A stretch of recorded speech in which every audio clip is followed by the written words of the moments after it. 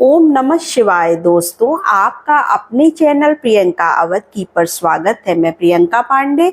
दोस्तों, जैसा कि देखिए सावन प्रारंभ हो गया है, तो जो लोग जैसे पहले से व्रत रख रहे हैं वो तो रख सकते हैं। जो लोग जैसे नया व्रत उठाने की अगर सोच रहे हैं कि मैं नया व्रत सोमवार का व्रत रखना चाहते हैं, किसी मान्यता और किसी चीज को मानकर या जैसे भी, तो वो इस बार चूंकि अधिक मास लगा हुआ था 1 महीने का, तो जब अधिक मास लगता है और मलमास लगता है जिस साल, उस साल नए व्रत का प्रारंभ हम नहीं करते, नए व्रत हम नहीं उठाना चाहिए।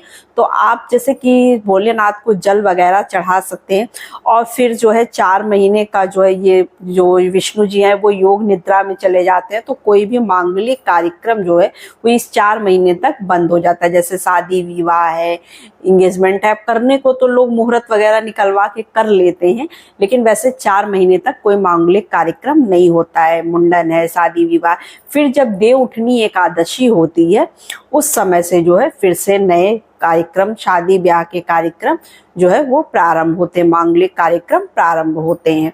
तो अगर आपके यहाँ उठाया जाता है तो आप उठा सकते हैं। वैसे जो है जब अधिक मास लगता है तो उस साल जो है नए व्रत नहीं उठाने चाहिए। और आप जब मंदिर जाएं तो एक विशेष चीज का आप ध्यान रखें, तांबे के लोटे से जल ना चढ़ाएं। तांबे के लोटे में दूध के साथ जल ना चढ़ाएं। अगर दूध चढ़ा रहे हैं तो दूध ही चढ़ाएं, जल चढ़ा रहे हैं तो जल चढ़ाएं। एक ही चीज आप पात्र के अंदर डालें, दोनों चीज आपस में मिलाएं मत, क्योंकि तांबे के लोटे में जब हम दूध और जल दोनों मिला देते हैं तो वो विष बन जाता है, वो शराब बन जाता है एक तरह का।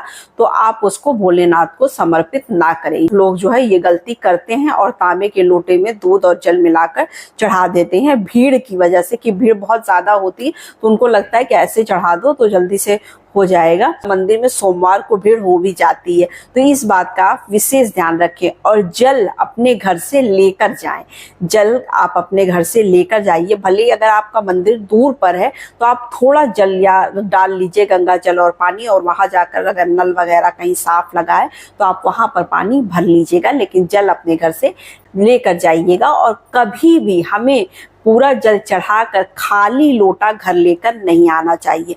थोड़ा सा जल आप उसमें बचा लीजिए, या तो फिर थोड़ा सा जल जब भोलेनाथ को आप चढ़ाते तो नीचे जो जल गिरता है शिवलिंग से होते हुए, उसमें से आप थोड़ा सा जल मतलब इकट्ठा करके घर ले आया करिए। पूरा लोटा खाली हमें नहीं लाना चाहिए। और हम भोलेनाथ को क्या क्या समर्पित करें इस सावन कि भोलेनाथ जो है वो प्रसन्न हो, क्योंकि यह सावन का जो महीना होता है, यह पूरा महीना भोलेनाथ को ही समर्पित होता है। इस महीने में हम भोलेनाथ की पूजा आराधना करते हैं।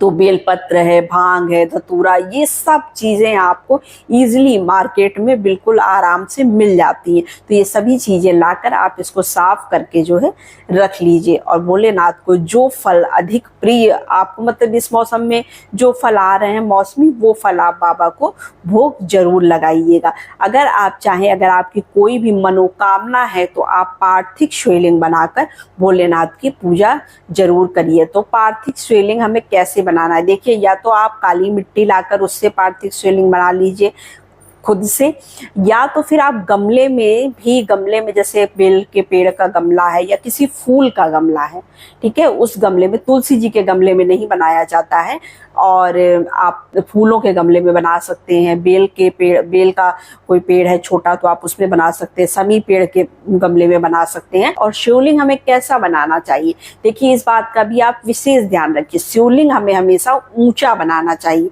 लंबा बनाना चाहिए। बहुत लोग शिवलिंग बनाते हैं दबा हुआ बनाते हैं, दबे हुए शिवलिंग नहीं बनाना चाहिए, हमेशा लंबे शिवलिंग की पूजा करनी चाहिए।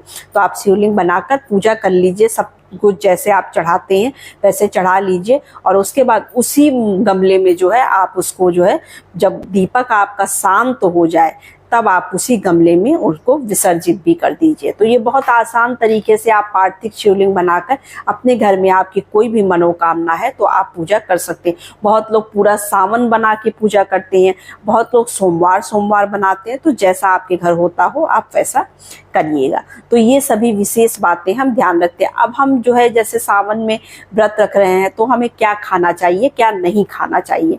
देखिए, फलाहार ही खाते हैं, बहुत लोग नमक नहीं खाते हैं, सिर्फ मीठे से व्रत रखते हैं। तो फलाहारी व्रत रखा जाता है। सुबह दिन भर आप फलाहार का व्रत करिए और शाम को जो है आप अनाज खा सकते हैं। मतलब आपको प्याज लहसुन वगैरह नहीं खाना है। इसके अलावा आप कुछ भी सादा सात्विक भोजन, घी में बना हुआ, कड़ू के तेल का इस्तेमाल नहीं किया जाता है, और फिर आप उस भोजन को ग्रहण कर सकते हैं। और माता पार्वती को हरी चूड़ियाँ, श्रृंगार से संबंधित सारे सामान माता को चढ़ाकर आप खुद भी अच्छे से तैयार होकर पहन ओढ़कर, और हरी चूड़ियाँ उस दिन हमें पहन लेनी चाहिए। वैसे सावन स्टार्ट है तो पूरे महीने ही हरी चूड़ियाँ पहनी जाती हैं। हरे रंग का सावन में विशेष महत्व होता है, चारों तरफ हरियाली होती है, तो आप हरे रंग का ज़्यादा से ज़्यादा प्रयोग करें। तो बस यही छोटी सी वीडियो थी, छोटी सी जानकारी थी। वीडियो अच्छी लगे तो चैनल को लाइक सब्सक्राइब जरूर करिए। तो नमस्ते फ्रेंड्स, ओम नमः शिवाय।